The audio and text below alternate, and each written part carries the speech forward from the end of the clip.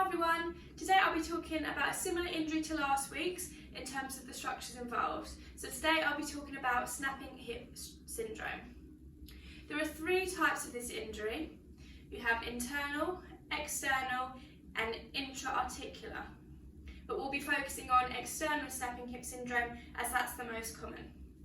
The external aspect of this is when the IT band snaps over the greater trochanter on your femur. So we're going to start off with the anatomy. If you watched last week's video, you should be familiar with the femur.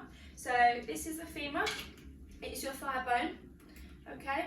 And this is the greater trochanter, which is here, okay? The IT band runs from the iliac crest up here, down to the lateral aspect of your tibial plateau down here. Okay, in this syndrome, that ITB tissue flicks over and snaps over that greater trochanter. It usually comes on without any trauma and just gradually builds up with that snapping sound and sometimes with pain. So this syndrome usually occurs in young athletes but can be present in other age groups as well. There's not really a sport that it's been associated with, but usually with sports that have got excessive flexion and extension of that hip. So the symptoms are almost in the name, snapping hip syndrome. So if you have this syndrome, you're going to hear a snapping noise from that hip. It can be with or without pain. Some describe the sensation of the snapping as almost like a dislocation.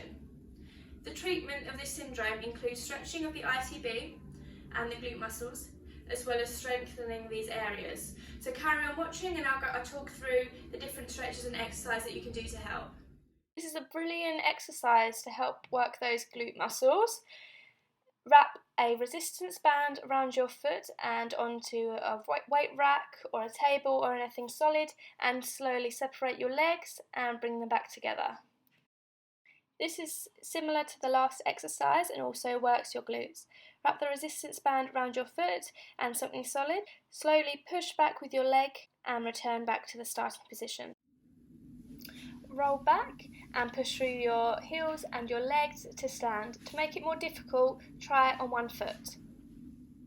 Stand with your legs apart, bend one leg keeping the other straight and lean over to that side to feel the stretch. Start sitting, cross one leg over the other and turn the opposite way to that leg to feel a stretch. Lie straight on your bed and drop your top leg down to below your second leg.